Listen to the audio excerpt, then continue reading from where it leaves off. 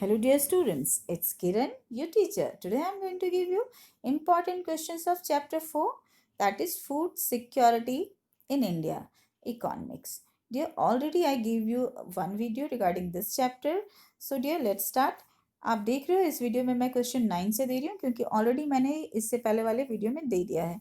अगर आपने नहीं देखा तो मैं उसका लिंक दे दूंगी। ये देखो मैं यहाँ आपको दिखा रही हूँ, ये मैंने इससे पहले वाले वीडियो में डाल दिया है। तो यहाँ पर मैं आपके क्वेश्चन 9 से शुरू कर रही हूँ। मैं आपको बता दूँ कि ये बफर स्टॉक है क्या। सिंपली बफर स्टॉक जो है एक स्टोरेज एरिया है। ये स्टोरेज एरिया कौन शुरू करता है, किसके इस कंट्रोल में है, तो obviously central government and state government दोनों ने मिलकर इसे जो है संभाला है। ऑब्वियसली जिस राज्य में होता है वहाँ पे स्टेट गवर्नमेंट इसकी देख रेख कर रही होती है। बफर स्टॉक है क्या, तो बफर स्टॉक एक स्टोरेज हाउस है जो कि एफसीआई कंट्रोल करती है। एफसीआई क्या है, तो फूड कॉरपोरेशन ऑफ इंडिया है। एफसीआई इसे कंट्रोल करती है और एफसीआई ही सिंपली जो है वो सारी डिटेलिंग आपको देती है जो कि आप यहाँ से लेते हो। जैसे कि मैंने यहाँ पर आपको थोड़ा सा इंट्रोडक्शन दिया है एफसीआई के बारे में, इसीलिए मैंने जस्ट इसके नीचे रखा है, आप देख रहे हो मैंने अंडरलाइन किया। तो अब इसके बारे में जान लें कि बफर स्टॉक है क्या। तो buffer stock is a system और scheme which buys and stores stocks at time of good harvest to prevent price falling below a target range. अब यहाँ तक रुककर मैं यहाँ समझा दूँ, बफर स्टॉक एक सिस्टम है, एक स्कीम है जो फार्मर से क्रॉप्स को खरीदता है और स्टोर करता है।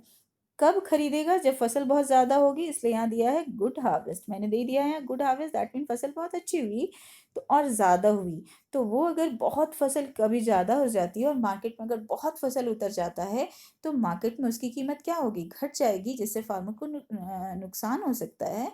इसलिए गवर्नमेंट क्या करती है, एफसीआई के through, food corporation of India के थ्रू वो बफर स्टॉक को मैनेज करवाती है और एफसीआई के अधिकारी और उनके जो मेंबर्स हैं वो जो है उनसे वो फसल लेती है और स्टॉक कर लेती है। गुड हार्वेस्ट के समय स्टॉक कर लेती है, मार्केट में से ज़्यादा नहीं उतरने देती। और कब रिलीज करती है, ये देखो मैं फिर से यहाँ दिखा रही हूँ आपको, and releases stock during bad harvest.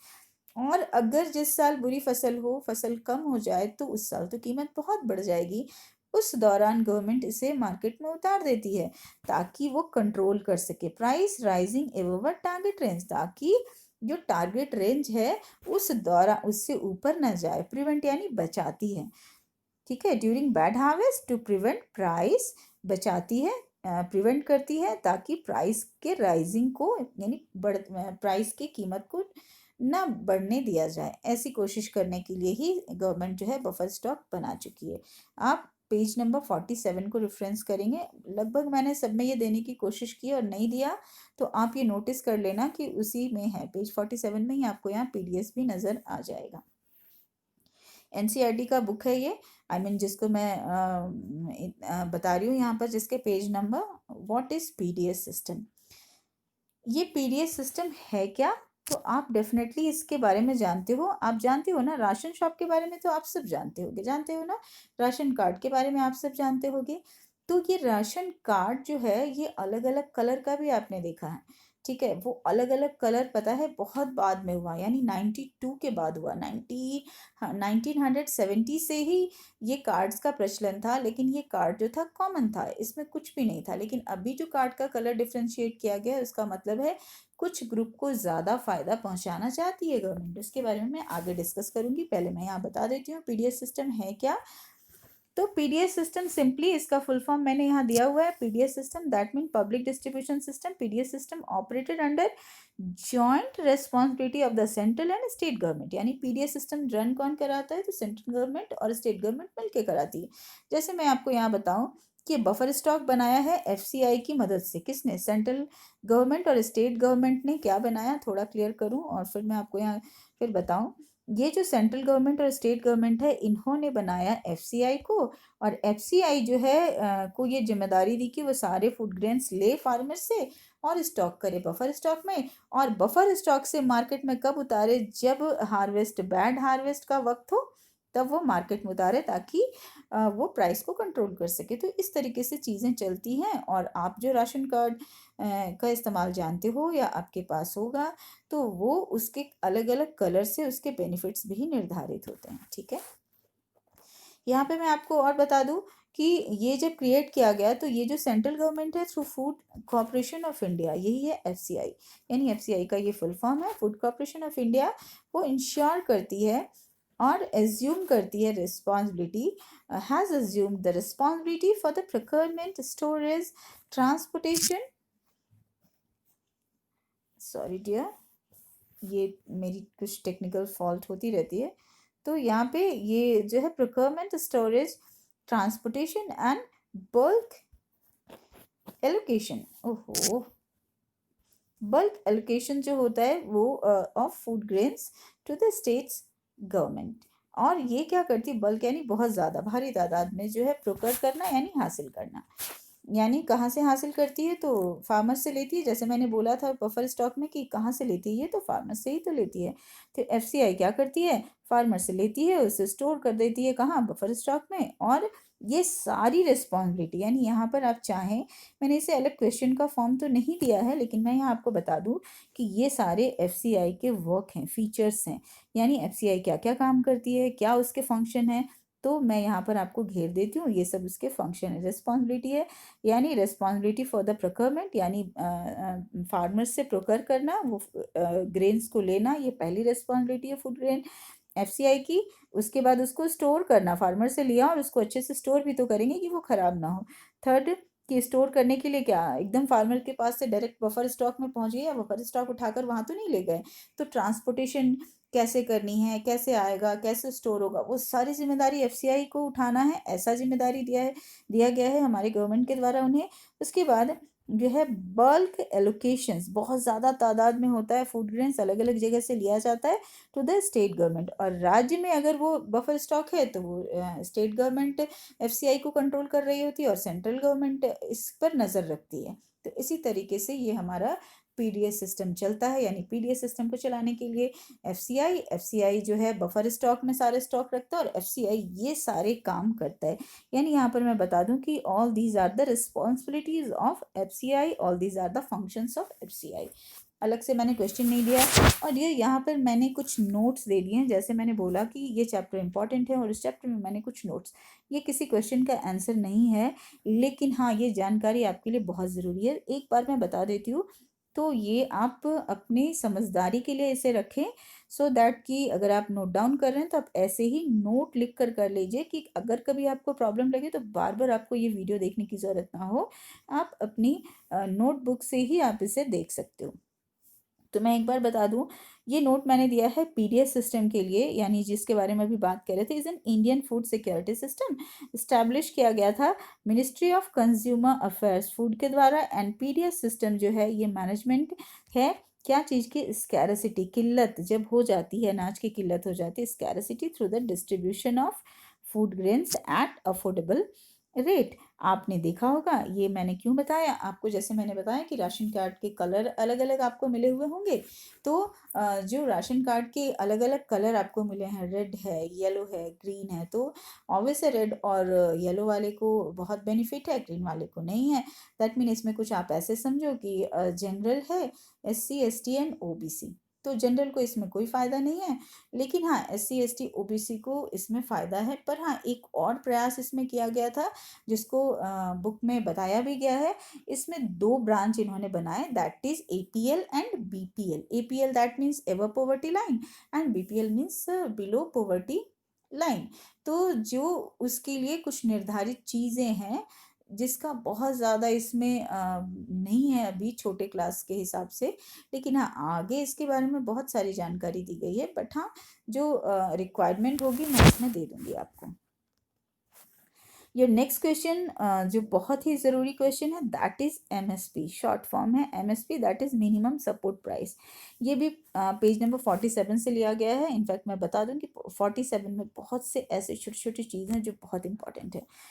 तो एमएसपी क्या है, तो अभी मैंने बताया ना पीडीएस सिस्टम के तहत ही जो मिनिमम सपोर्ट प्राइस स्कीम है, is a scheme of government of India. ये गवर्नमेंट ऑफ इंडिया के द्वारा शुरू किया गया स्कीम है और इस स्कीम के तहत जो है एमएसपी डिक्लेयर किया जाता है बिफोर सोइंग सीजन। अब इसको मैं बता दूं, यानी एमएसपी गवर्नमेंट घोषित करती है, बोलती है और ये कब घोषित करती है?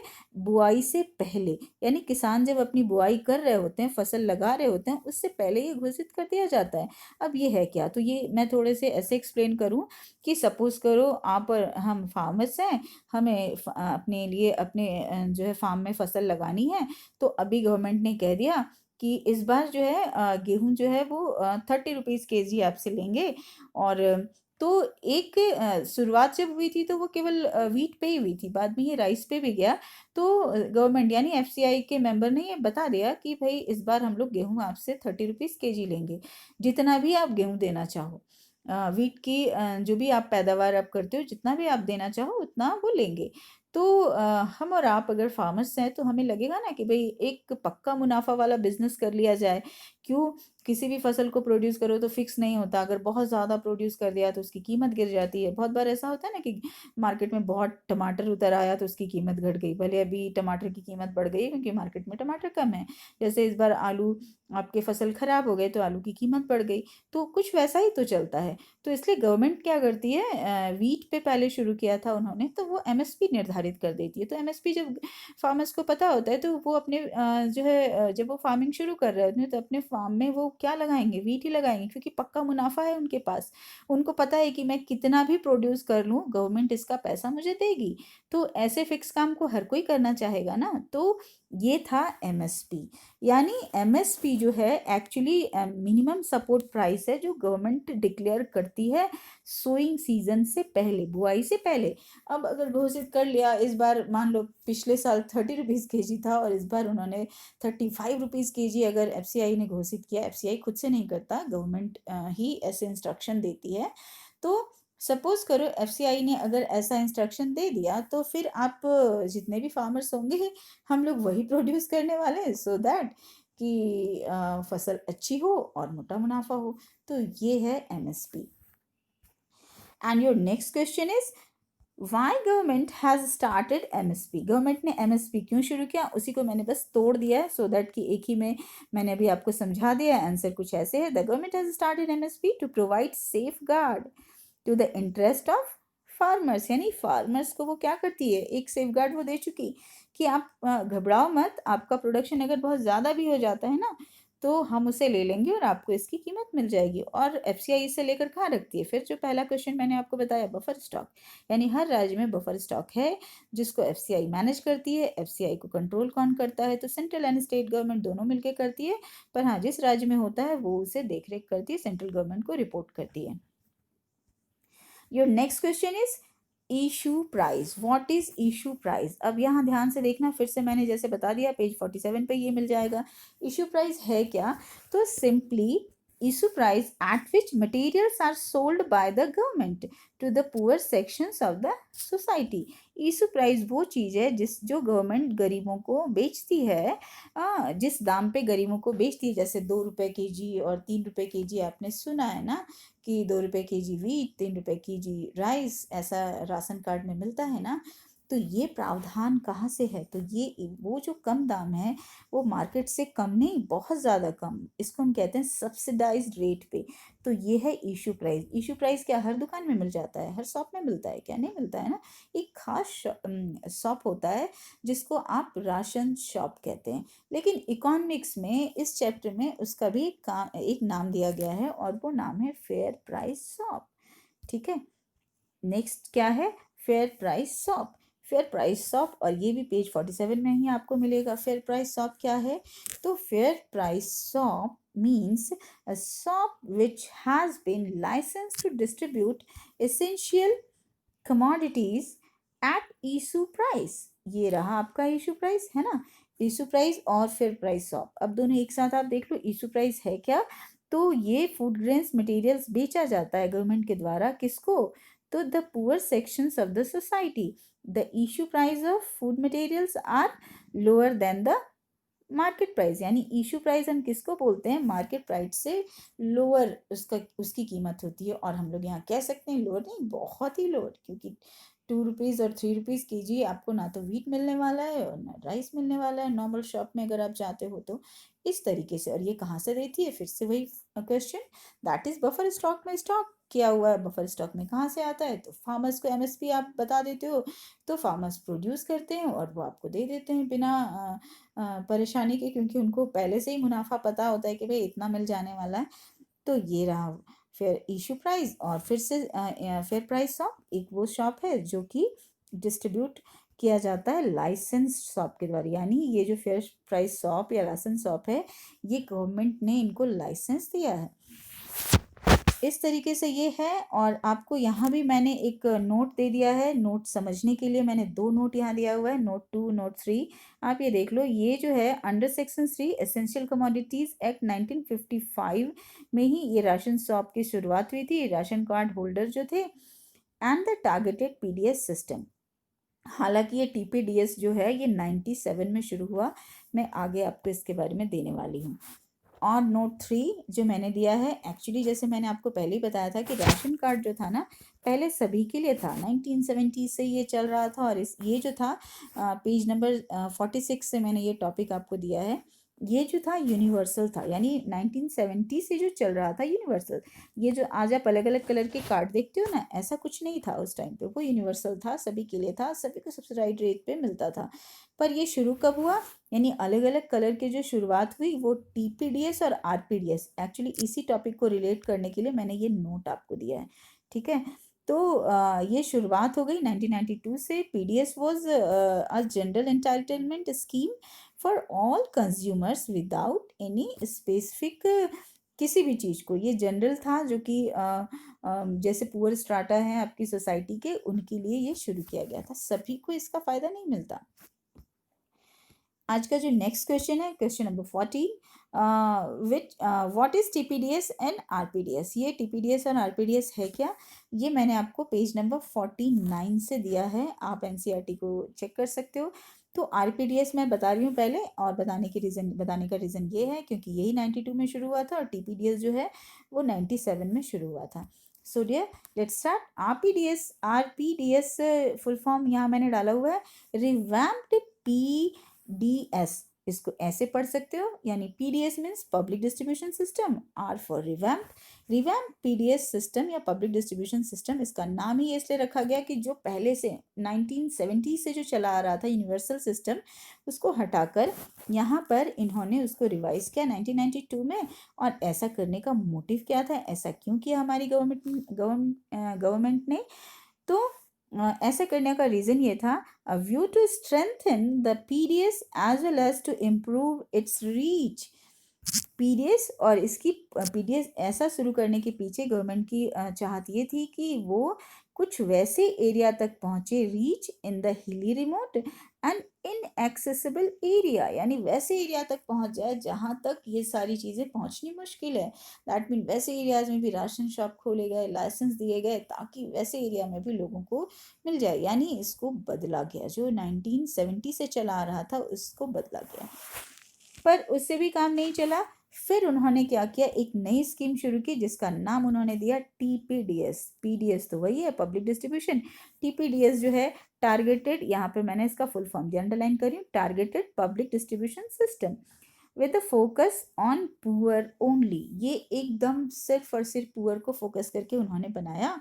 और पुअर कैसे पता कर रहे थे, तो उन्होंने एपीएल और बीपीएल भी कार्ड बना दिया। APL that means ever poverty line, ये एपीएल वाले को कोई इस तरह के बेनिफिट नहीं थे, बट बीपीएल जो थे उनको इस तरह के बेनिफिट के तहत रखा गया।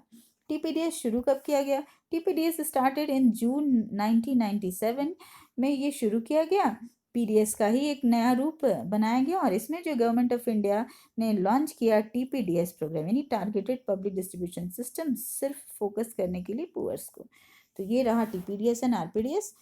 Your next question is, who were the beneficiaries of TPDS, किनको फायदा मिला। टीपीडीएस जो 1997 में शुरू किया गया, इस सेक्शन के तहत दो ग्रुप बनाए गए। TPDS beneficiaries were divided into 2 group, इसको दो ग्रुप में बनाया गया कि किनको वो फायदा देने वाले हैं।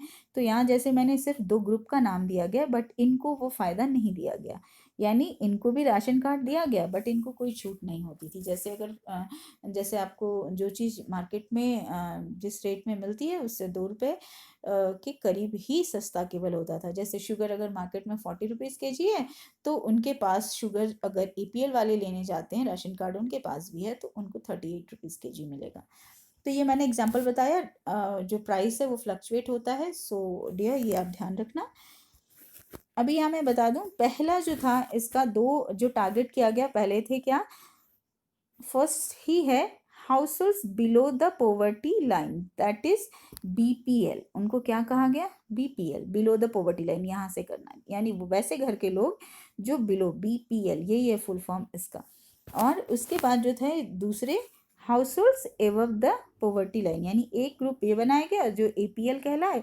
तो APL को कोई फ़ायदा इसके तहत नहीं मिला, और जो है BPL को फ़ायदा पहुंचाने के लिए गवर्नमेंट ने और क्या किया, तो आप देखो उन्होंने इसके लिए अंत्योदय अन्न योजना AAY शुरू किया। AAY जो है शुरू कब किया गया, तो 25 दिसंबर 2000। आपने नोटिस तो किया ही, TPDS 97 में शुरू किया गया, 1997 में। और ये जो है अंत्योदय अन्न योजना, उनको टारगेटेड PDS सिस्टम के तहत ये अंत्योदय अन्न योजना शुरू की गई, जिससे कि वो समाज में जो बढ़ता हुआ हंगर था उसको रिड्यूस कर सके और पूरे सेक्शन जो था उनको फ़ायदा पहुंचाया जा सके, segment of the BPL population which was the aim of TPDS। अब नेक्स्ट क्वेश्चन है आपका, when was NFS act started. NFS act क्या है, फुल फॉर्म मैंने यहाँ दिया हुआ है, that is national food security act 2013। यानी ये शुरू कब किया गया, सितंबर 2013 में शुरू किया गया। Parliament enacted the national food security act, this was started to support, क्यों शुरू किया गया, तो to support the existing TPDS system to deliver food grains to the poor household. यानी ये मकसद सिंपली था कि जो पुअर हाउस होल्ड्स हैं उनको इसका फ़ायदा दिया जा सके। अब नेक्स्ट क्वेश्चन है कि व्हाट आर द एडवांटेज, फ़ायदा क्या था। PDS सिस्टम तो शुरू किया आपने, पर इसके फ़ायदे क्या थे, बहुत से फ़ायदे थे। क्या क्या एडवांटेज थे, क्या इंपॉर्टेंस था, क्या कैरेक्टरिस्टिक था, क्या फीचर्स था, सारे क्वेश्चन के बस यही आंसर होंगे। ओके, यानी जितना मैंने अभी कहा वो सारे क्वेश्चन के आंसर ये हैं आपके। तो ये फ़ायदे थे। पहले पॉइंट से मैं आपको बता रही हूँ, it helps in ensuring the food and nutritional security to BPL population, यानी हमारे देश की जो BPL कार्ड होल्डर्स हैं उनको फ़ायदा पहुंचाने का पूरा प्रयास था, उनको न्यूट्रिशन सिक्योरिटी, फूड सिक्योरिटी देने का प्रयास था। दूसरा, it has helped in stabilising food prices and making food available to the poor at affordable rate.